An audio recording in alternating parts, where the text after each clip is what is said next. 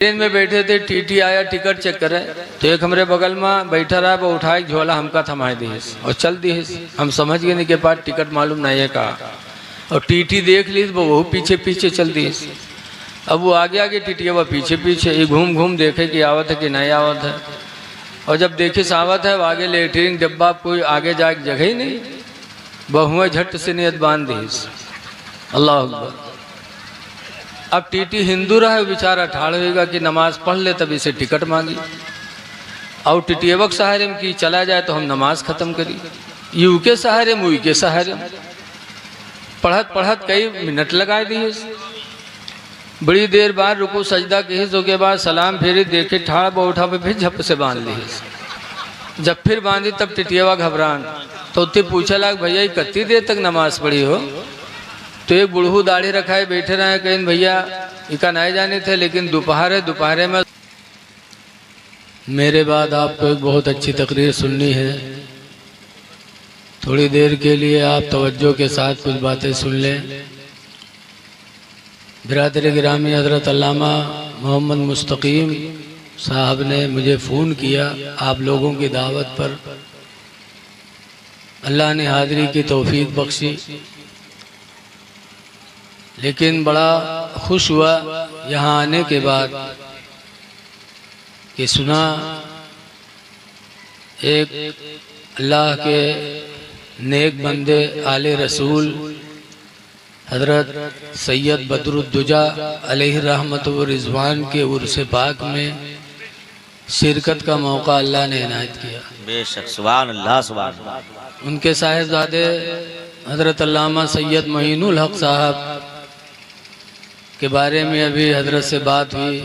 जब हज़रत ने उनके बारे में बताया, बड़ी खुशी हुई कि अल्लाह ताला ऐसे नेक लोगों का साया हम लोगों पर अल्लाह मुद्दत दराज तक दराज फरमाए। हज़रत इमाम ज़ैनुल आबिदीन के ख़ानदान से बताए। बेशक बेशक, सुभान अल्लाह।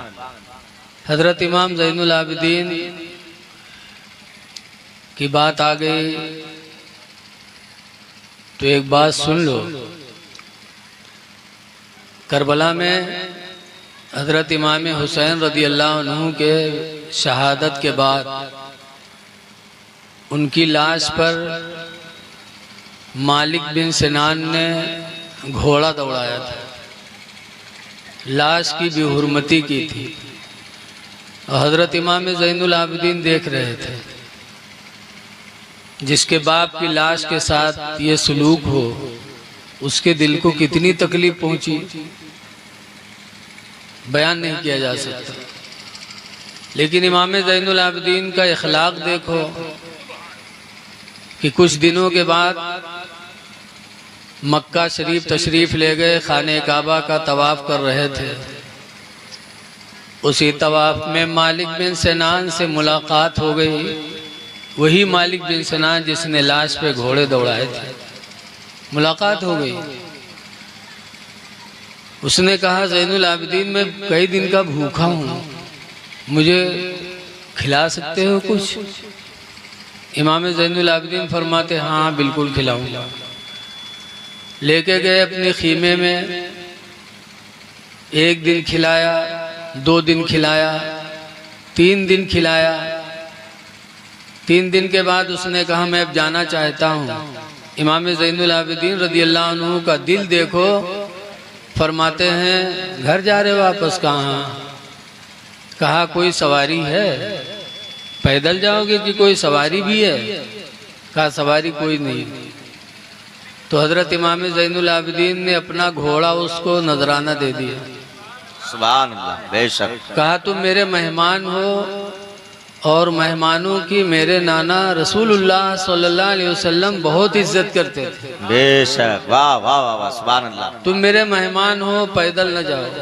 अपना घोड़ा दे दिया। जब घोड़े पर वो बैठा तो इमाम ज़ैनुल आबिदीन फरमाते हैं थोड़ा रुको। रुका। इमाम ज़ैनुल आबिदीन खीमे में तशरीफ़ ले गए और खीमे के अंदर से एक थैला लाए, थैला जिसके अंदर दिरहम और दीनार भरे हुए थे। दिरहम चांदी का रुपया समझ लो, दीनार सोने का।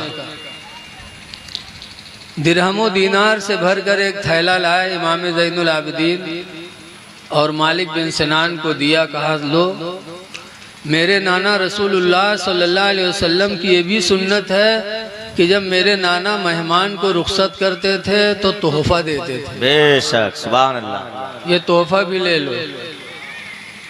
तब मालिक बिन सिनान घबराया। कहा, ज़ैनुल आबिदीन तुम मुझे पहचानते नहीं, मुझे पहचान नहीं पाए। तो ज़ैनुल आबिदीन कहते हैं, तुम्हें नहीं पहचानूंगा, खुदा की कसम तुम्हें तो कयामत तक नहीं भूलूंगा। अल्लाह, तुम्हें नहीं पहचानूंगा। तुमने मेरे बाप को शहीद किया, लाश पे घोड़े दौड़ाए, मेरे बाप की लाश की तौहीन की, हड्डियां रेजा रेजा की मेरे बाप की। मैं तुम्हें भूल जाऊंगा? खुदा की कसम तुम्हें कयामत तक नहीं भूलूंगा, तुम्हें खूब पहचान रहा। तो कहा, ताज्जुब है कि पहचान रहे हो फिर भी 3 दिन से मेरी खिदमत कर रहे हो। जा रहा हूं तो सवारी का घोड़ा भी दे रहे हो, जिंदगी गुजारने के लिए मालो दौलत भी दे रहे हो। अल्लाह, तुम्हें तो बदला लेना चाहिए, बदला लेने के बजाय तुम इनाम और एहसान कर रहे हो। तो इमाम ज़ैनुल आबिदीन ने जवाब दिया था, क्या बदला ले लो? जो मेरे घर वालों ने मुझे तालीम दी वो मैंने तुम्हारे साथ किया। बेशक, सुभान अल्लाह, सुभान अल्लाह, माशाअल्लाह। जो मेरे नाना ने मुझे तालीम दी थी वो मैंने तुम्हारे साथ किया। जो तुम्हारे घर वालों ने तालीम दिया वो तुमने करबला में मेरे साथ किया। वाह वाह वाह, क्या जुमला है, सुभान अल्लाह, बहुत बहुत उम्दा। ये अहले बैत का इखलाक है। बेशक, कि जो मैंने अपने घर से सीखा वो मैं कर रहा हूँ, और जो तुमने सीखा वो तुमने मेरे साथ किया। ऐ लोगों, अहले बैत के याद की महफिल में बैठे हो, जरा अपना किरदार देखो। बेशक, आज हम बदला लेते हैं। जिस नबी का कलमा पढ़ा उस नबी की भी सुन्नत भूल गए। बुखारी की हदीस में हजरत खदीजतुल कुबरा रदियल्लाहु ताला अन्हा फरमाती हैं, नबी करीम के अखलाक के बारे में कि ला यजिज़ सय्यता बिस्सय्यति, कि अल्लाह के रसूल बुराई का बदला बुराई से नहीं देते थे। बेशक, बुराई का बदला बुराई से नहीं देते थे। वलाकिन याफू व यस्फहू, लेकिन माफ कर दिया करते थे, दरगुजर कर दिया करते थे। तो इमाम ज़ैनुल आबिदीन के बारे में अभी एक साहब ने ऐलान किया था कि उस खानदान के चश्मो चिराग हैं, तो मुझे उनकी बात याद आई। सैयदों की जितनी ताजीम कर लो उसी में अपनी निजात है। बेशक, सुभान अल्लाह, ताजीम कर लो। एक बात और सुन लो, बगदाद में एक पहलवान थे जिनका नाम है जुनैद बगदादी। इतने बड़े पहलवान थे कि बगदाद के बादशाह को उनकी पहलवानी पे नाज था। बेशक, बादशाह बगदाद ने ऐलान कर दिया था कि कोई मेरे जुनैद की पीठ लगा दे तो इनाम से माला माल कर दूंगा।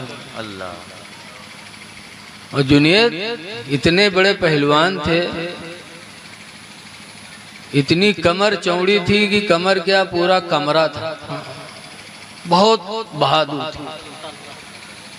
किसी की हिम्मत नहीं पड़ती थी जुनैद के सामने आने। अल्लाह की मर्जी उसी दौरान में बगदाद के करीब एक गांव था, वहाँ एक सैयद साहब थे। अल्लाह ने गरीबी के दिन दे दिए। अल्लाह की मर्जी, जिसको चाहे गरीबी दे दे, जिसको चाहे अमीरी दे दे। बेशक, बेशक, सही है, माशाअल्लाह। गरीबी के दिन आए। सैयद साहब मजदूरी के लिए जाते तो कोई मजदूरी के लिए नहीं उन्हें लगता कि सैयद है, काम कराऊंगा तो अच्छा नहीं लगेगा, और कोई देता भी नहीं था, और सैयद ज़कात भी नहीं मांग सकते। जब मुसीबत के दिन आए और कोई मजदूरी के लिए सैयद साहब को नहीं बुलाया जरा इको बंद कर देना भैया, इको बंद कर दो और बहुत आवाज ना बढ़ाओ कि सीटी लगाए। गरीबी के दिन आए तो सैयद साहब ने सोचा कि लाओ वतन छोड़ दे, बगदाद चले जाएं। यहाँ सब मुझे पहचानते हैं कि ये सैयद हैं, बगदाद में तो कोई नहीं जानता। बगदाद चले गए। सुबह चौराहे पर गए जहाँ मजदूरों की लाइन थी, लाइन में लगे। लेकिन अल्लाह की मर्जी कि सबको लोग आए, बगदाद वाले मजदूरी के लिए बुलाए, लेकिन सैयद साहब को किसी ने नहीं बुलाया। जब अकेले बचे तब आंखों में आंसू आए, दुआ मांगी, परवरदिगार वतन छोड़ा था, बगदाद आया था कि रोजी कमा के अपने बच्चों को खिलाऊंगा, लेकिन इलाही बगदाद में भी किसी ने मुझे नहीं पूछा। आंख में आंसू आए, अपने घर की तरफ फिर वापस होने लगे तो एक जगह कुछ लोग बैठे थे, आपस में बात कर रहे थे। यार बादशाह का ऐलान है कि जो जुनेद की पीठ लगा देगा इनाम से माला माल कर दिया जाएगा। लेकिन यार जुनेद इतना हैवी है, कौन उसके सामने जाए, ऊपर से गिर पड़ेगा तो काम तमाम हो जाएगा। बात कर रहे थे, सैयद साहब ने सुना, कहा क्या मामला है? कहा इस बगदाद में एक पहलवान है जुनेद, बादशाह का ऐलान है कि जो उसकी पीठ लगा देगा इनाम से माला माल कर दिया जाएगा। अच्छा, सैयद साहब चल पड़े बगदाद के बादशाह के पास और वहाँ गए। बादशाह से कहते हैं कि आपका कोई ऐलान है? कहा हाँ। कहा क्या ऐलान है? कहा मेरा एक पहलवान है जुनेद, जो उसकी पीठ लगा देगा इनाम से माला माल कर दिया जाएगा। कहा बुलाओ अपने पहलवान जुनेद को, मैं उसकी पीठ लगाऊंगा। बादशाह चौंक पड़ा, कह रहे यार तुम लड़ोगे? चले जाओ, अपनी जिंदगी पर रहम करो, वरना जुनेद तुम पर गिर पड़ेगा तो तुम्हारा काम खत्म हो जाएगा।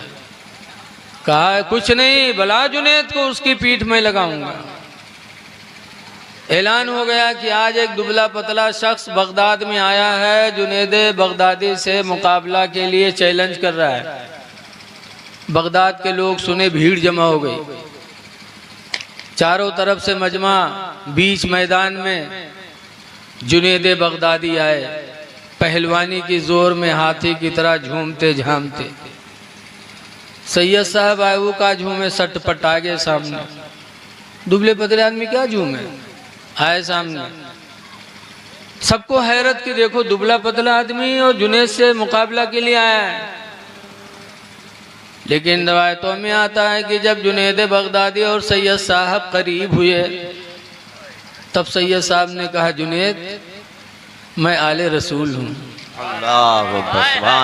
मैं तुम्हारे नबी की औलाद में से हूँ, मेरे बच्चे फाका कर रहे हैं। तुम्हारे शहर में आया था कि मजदूरी करके बच्चों के लिए राशन लेके जाऊंगा, लेकिन अफसोस किसी ने मजदूरी के लिए नहीं बुलाया। जुनेद मैं तुम्हारे नबी की औलाद हूँ, मेरी लाज रख लो, मुझे पीठ लगा लेने दो ताकि इनाम पा जाऊं और अपने बच्चों के लिए रोजी लेके बगदाद से वापस चला जाऊं। जुनेद बगदादी की आंखों में आंसू भर आए, इशारा फरमाया, कहा तुम करीब में आओ, मेरे कमर में हाथ डालो, एक धक्का देना, मैं चित हो जाऊंगा। सैयद साहब गए, हाथ डाले, धक्का मारा, जुनेद बगदादी चित, नीचे जुनेद, ऊपर से सैयद साहब। कोहराम बरपा हो गया, अरे एक दुबले पतले आदमी ने जुनेद की पील लगा दी। बादशाह बगदाद को हैरत हुई, कहा ना दोबारा कुश्ती होगी, मेरे जुनेद से कोई चूक हो गई। दोबारा कुश्ती जब हुई, करीब में आए तो जुनेद ने इशारा किया, आते आते मेरे सीने पे हाथ मारना, मैं गिर जाऊंगा। सैयद साहब करीब पहुंचे, एक हाथ मारा, जुनेद बगदादी चित, सैयद साहब ऊपर। कुश्ती हो गई, मजमा चला गया। सैयद साहब को बगदाद के बादशाह ने इतना इनाम दिया कि बगदाद से अपने बच्चों में खुशी खुशी रवाना हो गया।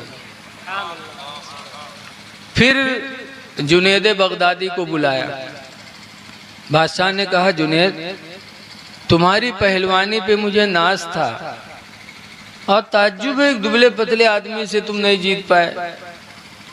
तो जुनेद बगदादी ने जवाब क्या दिया था मुसलमानों?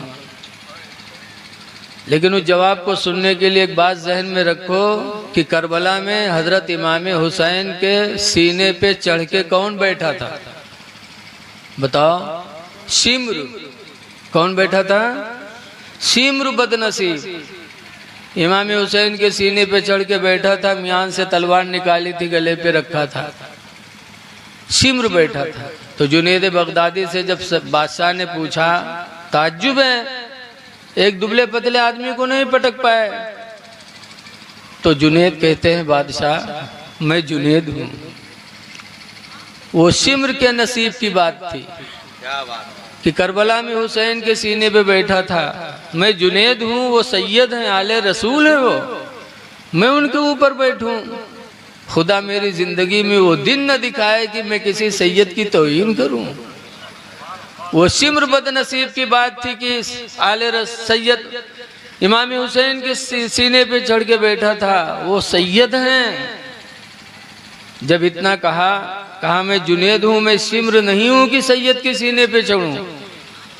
बादशाह एक चुप हजार चुप।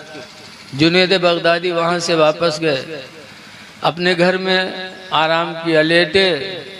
लेटे थे पहलवान बन के, लेकिन जब सुबह उठे, रवायतों में आता है जब सोए तो रात में रसूलुल्लाह सल्लल्लाहु अलैहि वसल्लम ख्वाब में तशरीफ लाए और सरकार ने जुनैद की पेशानी पे हाथ रखा, कहा जुनैद तुमने मेरी औलाद की इज्जत की है, अल्लाह तुम्हें दोनों जहान में इज्जत अता फरमाएगा।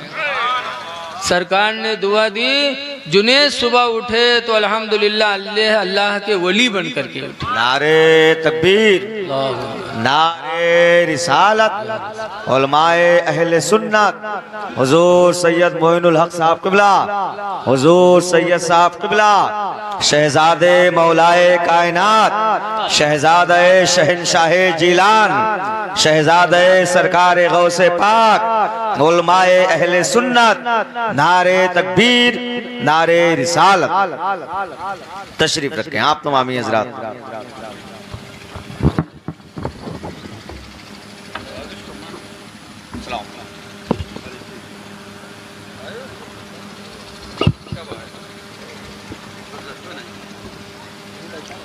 बैठिए।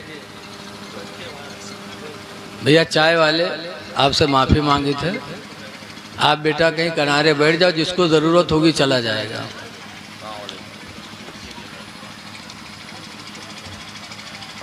दरूद शरीफ पढ़ लीजिए। सल्लल्लाहु अलैहि नबील उम्मी व अला आलिहि व अस्हाबिहि बारिक वसल्लम सलातु व सलामन अलैका या सय्यदी या रसूलल्लाह सल्लल्लाहु तआला अलैहि वसल्लम।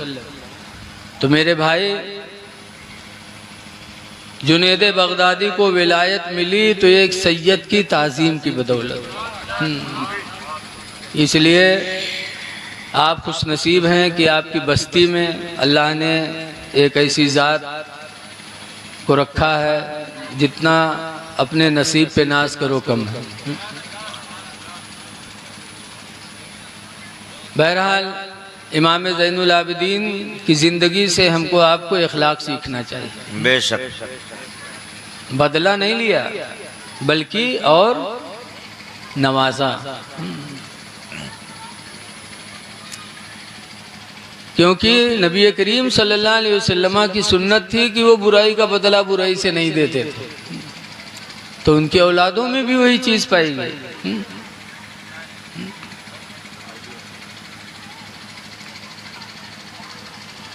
लेकिन आज बात बात पे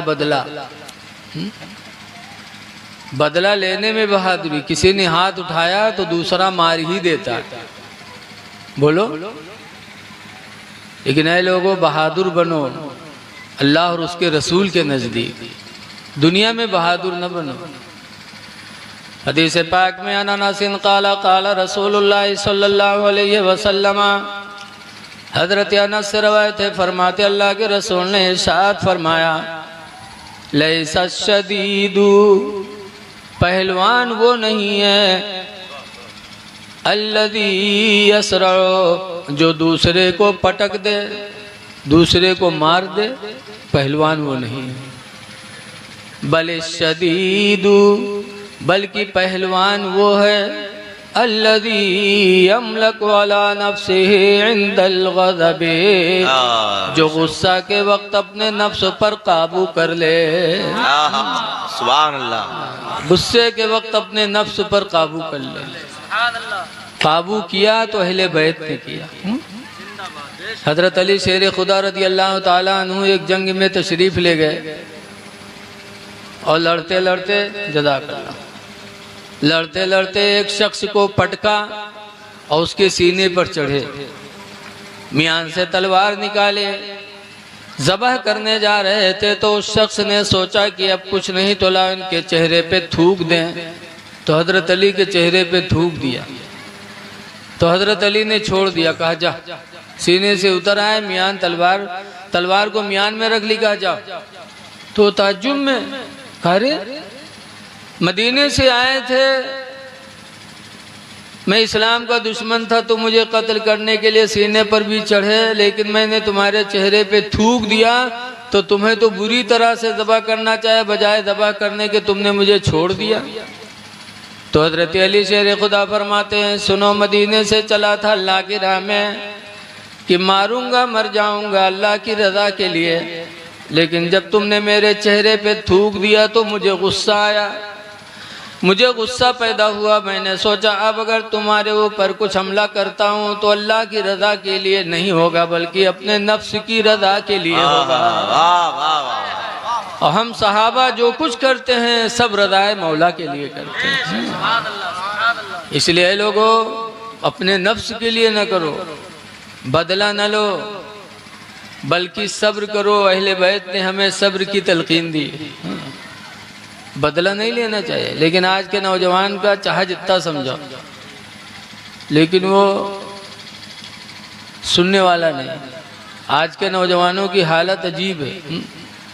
अभी सीतापुर तकरीर करने गया था तो एक तरफ औरतों का मजमा, एक तरफ मर्दों का मजमा, यही सब समझा ही रहा था कि दुई मेहरुए भीड़ गई, पकड़े झोंटा दोनों एक थोड़े दो छोड़ावे छोड़बे नहीं करे, जैसे सड़वे नहीं भिड़ी आ जाता।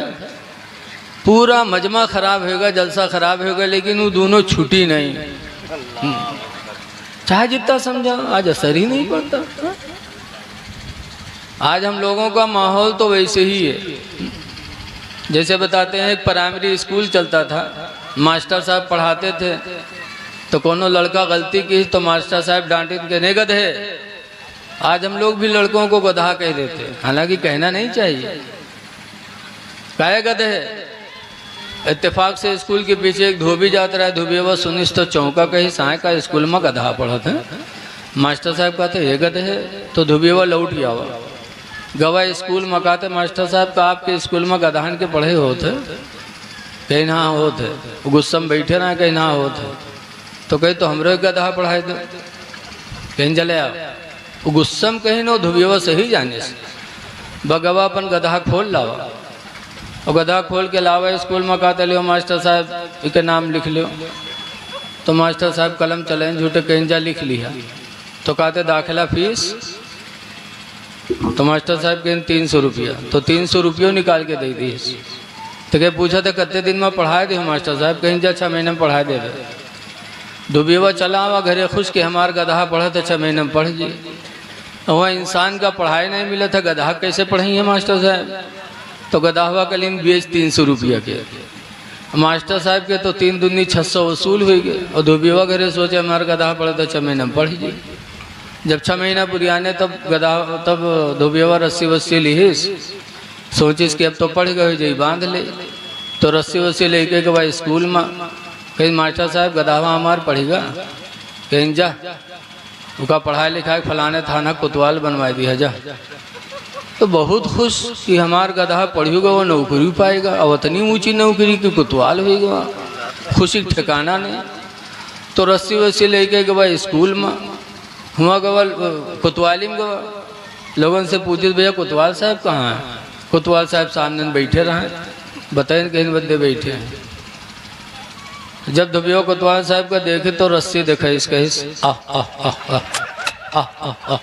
जैसे पहले चुचकार बलावत रहा वैसे बहुत दिन बलावेला। तो कोतवाल साहब को बड़ा ताज्जुब, कहीं ना हमसे नमस्कार करती हमको रस्सी दिखावत है। पूछिन का बात रे, कहिस बैठे कोतवाल साहब गए, 2-3 लात मारी धुबियवा के। जब 2-3 लात मारी धुबियवा गिरा, तब बरबरान के अच्छा भैया हद हो गया, तुका लिखा है पढ़ा है कोतवाल बनवा दिया, लेकिन तो लात मारे वाली आदत नहीं गए, तू रही गए गधा है गधा। वह कोतवाल साहब फिर रोड़े लगे। तो आज हम लोगों की आदत गधे जैसी, चाहे जितना समझाओ। ऐ लोगों सब्र करो, अहले बैत ने सब्र की तलकीन हमको दी। बेशक, सुभान अल्लाह सुभान अल्लाह। साबिर के दर्जात बुलंद हो जाते हैं। आज एक अल्लाह वाले के आस्थाने पे आए उर्स की महफिल में, यहाँ आए हो तो कुछ सबक लेके जाओ। बेशक। आज अब्बा अम्मा मरते हैं तो आदमी सीना पीट पीट के रोवत है, लागत है यहू साथे चला जाए। बोलो, अब्बा अम्मा मरी है तो आदमी इतना रोई कि लागत है साथे यहू चल दी। और तीसरे दिन तीजा करी तो तीजा में यहाँ कहीं ठंडा चल रहा है, पान उधर चल रहा है, सिगरेट इधर चल रही है। 3 दिन में सब गम खत्म। अरे मौत के वक्त रोना चाहिए, इंसानी फितरत है। आंखों में आंसू आते हैं, लेकिन आला हजरत इमाम अहले सुन्नत फरमाते हैं, आँखें रो रो के सुजाने वाले, सुजाने वाले, आँखें रो रो के सुजाने वाले, आँखें रो रो के सुजाने वाले, और जाने वाले नहीं आने वाले, जाने वाले नहीं आने वाले। बेशक, सुभान अल्लाह। कोई मरे तो उससे नसीहत भी हासिल करो। हाँ? कब्रस्तान मिट्टी देने जाओ तो वहाँ भी सबक हासिल करो। आला हजरत दूसरी जगह फरमाते हैं कि हाय गाफिल वो क्या जगह है जहाँ, हाय गाफिल वो, हाय गाफिल वो क्या जगह है जहाँ, हाय गाफिल वो क्या जगह है जहाँ, 5 जाते हैं 4 फिरते हैं। माशाअल्लाह माशाअल्लाह। 5 जाते हैं 4 फिरते हैं। उर्स कहते हैं साल पूरा हो तो कुछ उनके नाम सदका किया जाए, कुछ कुरान पढ़ा जाए, दरूद शरीफ पढ़ा जाए और उनके रूह को इसाले सवाब किया जाए। बेशक। लेकिन आज हमारे कुछ सुन्नी भाइयों में ऐसी बदअमली पैदा हो गई कि उर्स के मौके पर सर्कस लगाई है। पहले गोंडा से चलती थी, अब तो नानपारा ही से महिलानी जाती है। ट्रेन में बैठे थे, टीटी आया टिकट चेक करे तो एक हमारे बगल में बैठा रहा, वो उठाए झोला हमका थमाए दी और चल दी। हम समझ गए नहीं के पास टिकट मालूम नहीं है का, और टीटी देख ली वो वह पीछे पीछे चल दी। अब वो आगे आगे टीटी वह पीछे पीछे, ये घूम घूम देखे कि आवत है कि नहीं आवत है। और जब देखे सावत है, वो आगे लेटरिन डब्बा कोई आगे जाके जगह ही नहीं, बहुएं झट से नियत बांध दी। अल्लाह अकबर। अब टीटी हिंदू रहा बेचारा, ठाड़ होगा कि नमाज पढ़ ले, तब इसे टिकट मांगी। और टिटियवक सहारे में कि चला जाए तो हम नमाज खत्म करी, यू के सहारे मुई के सहारे, पढ़त पढ़त कई मिनट लगाए दिए। बड़ी देर बाद रुकू सजदा के के बाद सलाम फेरी, देखे ठाड़ बैठा पे फिर झप से बांध ली। जब फिर बांधी तब टिटियावा घबरान, तो उत्ते पूछा लाग भैया ये कितनी देर तक नमाज पढ़ी हो? तो एक बुढ़ऊ दाढ़ी रखाए बैठे रहे, कहीं भैया इका नहीं जाने थे, लेकिन दोपहर है, दोपहर में जोहर के नमाज पढ़ी जाते है। कहीं कितनी देर पढ़ी जाते है? कहीं नहीं न बताए पे, लेकिन नत्ता जानी थी वहाँ 12 रकात होते हैं। कहीं नबी के कई रकात भई हैं, तो कहीं नबी 2 भई हैं, कहीं 2 भई हैं, कहीं ना, कहीं 2 में 10-12 मिनट लगा दी। इसे 12 रकात में अल्लाह जाने कई घंटा लगा भाई, इके चक्कर में रहे तो हमारी ट्रेन वैसे चली गई।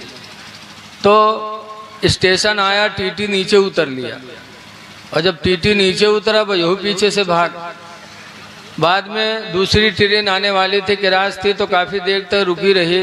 वो बाहर बैठा, हम लोगों ने देखा तो इसके आंखों में आंसू, रोने लगा। हम लोगों ने पूछा क्या हुआ, टीटी ने कुछ कह दिया हालत गलत क्या? कहा नहीं नहीं कुछ नहीं कहा। कहा फिर क्यों रो रहे? तो कहा मेरा दिल रो रहा है कि आज मैंने झूठी नमाज पढ़ी, तो झूठी नमाज की वजह से मैं इसकी पकड़ से बच गया। अगर मैं सच्ची नमाज पढ़ा होता तो इसकी पकड़ से तो बचा ही था, आखिरत में अल्लाह के अज़ाब से भी बच जाता। सुभान अल्लाह, माशाअल्लाह। आज से मैं नमाज नहीं छोड़ूंगा। मुसलमानों, नमाज दुनिया की भी बलाओं से बचाती है, आखिरत के अज़ाब से भी बचाएगी। इसलिए नमाज पढ़ो। आज कहते हम खुदा से डरते हैं, डरते थे सहाबा। हजरत उमर रदी अल्लाह अन्हु इतना डरते थे अल्लाह से कि इमाम गज़ाली लिखते हैं कि हजरत उमर रोया करते थे, कहा करते थे या अल्लाह तू मुझे इंसान न बनाता, काश दुनिया का कोई तिनका बना देता ताकि हिसाब कब्र से मैं बच जाता। ये हजरत उमर थे, रोते थे कि हिसाब कब्र से बच जाता। इतना रोए जिंदगी भर की, रोते रोते आंख से आंसू बहते बहते हजरत उमर के दोनों रुखसार पर काले निशान पड़ गए थे, जो विसाल के वक्त भी वो दोनों निशान मौजूद थे। इतना कब्र से डरते थे। और आज हम लोग इतना ढीठ हो गए कि मिट्टी देने जाते फिर भी एहसास तक नहीं। ढीठ हो गए। जैसे कि एक बुढ़वा रहा है, बीमार बहुत हो गए, लड़का घेर के बैठे, अब्बा ये बात अब्बा वो बात, तो बुढ़वा कहते भैया रे मैं बचबे ना। तो लड़का कहीं तब अब्बा, तो बुढ़वा कहते जब हम मर जेबे ना तो हमरे कफन में पुरान कपड़ा लगाए, नवा ना लगाए। तो लड़का कहे अब्बा यूँ कहाँ वही जगत है कि तुम हमरे लिए घर बनवाए, पढ़ाए लिखाए, दुकान बनवाए, हम लोग मर जे तो कफन पुरान कपड़ा देवे। गाँव वाले कहा कहीं अब्बा? तो बुढ़वा कहते गाँव वाले चक्कर में पड़ गए सारे हमको फंसाए दे रे। कहीं कहा है अब्बा? तो कहते रे पुरान कपड़ा में लपेट के रखे हो कब्र में ताकि हिसाब ले जब ये फरिश्ते देखिए कफन पुरान। तो कहे ये तो बहुत पहले मर चुका है, कहीं हिसाब होगा वही, छोड़ो छोड़ छाड़ चले जाइए और नवा कफन में लपेट कर रखियो, जुड़ते जुड़ जाइए कि न जुटी हैं बताओ। ऐसे ऐसे बुढ़वा पड़े हैं कि जिंदगी भर तो दलाली करबे कि ने, मरे के बाद हूँ सोचते हैं 420 के निकल जाइए। बड़े ढीठ हो गए लोगों के दिल। लेकिन ये लोगों कब्र बड़ी अजीब जगह है। आला हजरत इमाम अहले सुन्नत फरमाते हैं, अर्ज करते हैं कि खड़े हैं मुनकर नकीर सर पर, न कोई हामी न कोई यावर। खड़े हैं मुनकर नकीर सर पर, न कोई हामी न कोई यावर। बता दो आकर मेरे पैगंबर के सख्त मुश्किल जवाब में है। ऐ लोगो, अगर कोई अच्छी बात आपको बताए तो उस पर आप नाराज ना हो, बल्कि उससे आप खुश हो जाएंगे। बेशक बेशक सहाबा की सुन्नत है। हजरत उमर फारूक आजम रदी अल्लाह ताला अन्हु जब खाने काबा का तवाफ करने गए और हजर अस्वद को चूमने की बारी आई, अभी एक साहब तकरीर कर रहे थे हमसे पहले, तो हजरत उमर ने फरमाया था पत्थर से इन्नका ला तदर्रो वला तनफअ। क्या हजर अस्वद तो एक पत्थर है, ला तदर्रो वला तनफअ, तो ना नुकसान पहुंचा सकता ना नफा पहुंचा सकता। तो हजरत अली खड़े थे तो उन्होंने कहा अमीरुल मोमिनीन, आपने कैसे कह दिया कि ये पत्थर किसी को नफा नहीं देगा, किसी को नुकसान नहीं देगा? मैंने रसूलुल्लाह सल्लल्लाहु अलैहि वसल्लम से सुना, हुजूर फरमाते हैं इन्नहु युबअसु यौमल क़ियामह, कि ये पत्थर क़यामत के दिन उठाया जाएगा। वलहु ऐनैन, और इस हजर अस्वद पत्थर की 2 आँखें होंगी। वलहु शफ़तैन, और इसके 2 होंठ होंगे। वलहु लिसानुन, और इस हजर अस्वद को क़यामत की दिन एक ज़बान होगी। ये जिसके बारे में गवाही अच्छी दे देगा वो बख्श दिया जाएगा, और जिसके बारे में गवाही बुरी देगा वो जहन्नम में दाखिल किया जाएगा। आपने कैसे कह दिया कि नफा नुकसान नहीं दे सकता? तो हजरत उमर दर्जे में बड़े थे, लेकिन फिर भी उन्होंने रोना शुरू किया और दुआ के लिए हाथ उठाया और दुआ मांगी, या अल्लाह, उमर इस रुए जमीन पर उस वक्त न रहे जब अली इस जमीन पर न हो। या अल्लाह, मुझे उस वक्त तक, जब उस वक्त जमीन पर बाकी न रखना जब इस रुए जमीन पर अली न हो, यानी अली से पहले मुझे उठा लेना। इतना एहसान हजरत उमर ने हजरत अली का माना। लेकिन अगर आज कोई किसी को अच्छी बात बताता है तो आदमी नाराज होता है। ऐ लोगों, जब कोई आपकी इस्लाह करे तो आप उससे नाराज ना हो, बल्कि उसका एहसान मानो कि हमको अच्छी राह दे रहा है। ये मदरसा अशफाकुल उलूम, माशाअल्लाह, यहाँ पर असातिज़ा हैं। आपको अच्छी तालीम दें तो आप इनसे नाराज ना हो। आप अपना उठक बैठक लगाओ तो कहाँ लगाओ? आज लोग सुबह उठते हैं तो प्रधान के दरवाजे पे जाते हैं। अब आधा घंटा दलाली करी है, तब कोई एक बीड़ी पी है या कोई एक चाय पाई है, इधर की उधर, उधर की इधर। ऐ लोगों, बैठो तो कहाँ बैठो? कुरान करीम में अल्लाह फरमाता है, सीटी बंद कर दे भैया। अल्लाह ताला फरमाता, वस्बिर नफ्सका, ऐ महबूब तुम उनके पास बैठो। किसके पास? अल्लज़ीना यदऊन रब्बहुम बिलगदाति वल अशी, जो लोग सुबह और शाम अपने रब को पुकारा करते हैं। सुभान अल्लाह, सुभान जो लोग सुबह और शाम अपने रब को याद करते हैं, पुकारते हैं, महबूब तुम उनके पास बैठो। अल्लाह वक्त दे तो मदरसे में जाके बैठो, अल्लाह वक्त दे तो मस्जिद के इमाम के पास बैठो, मुअज्जिन के पास बैठो, जो 5 वक्त अल्लाह को पुकारा करता है। ये मुअज्जिन, हदीस पाक में है कि कल क़यामत के दिन अल्लाह ताला अजान देने वालों से फरमाएगा, मेरे बंदे तुम मेरी रज़ा के लिए मस्जिदों में अजान दिया करते थे, मैदान महशर में भी अजान पुकारो। जहाँ तक तुम्हारी आवाज़ जाएगी सबके बारे में हम तुम्हारी शफाअत को कबूल कर लेंगे। एक अजान देने वाला इतने लोगों की शफाअत कराएगा। तो अल्लाह वक्त दे तो अच्छों की सोहबत में बैठो।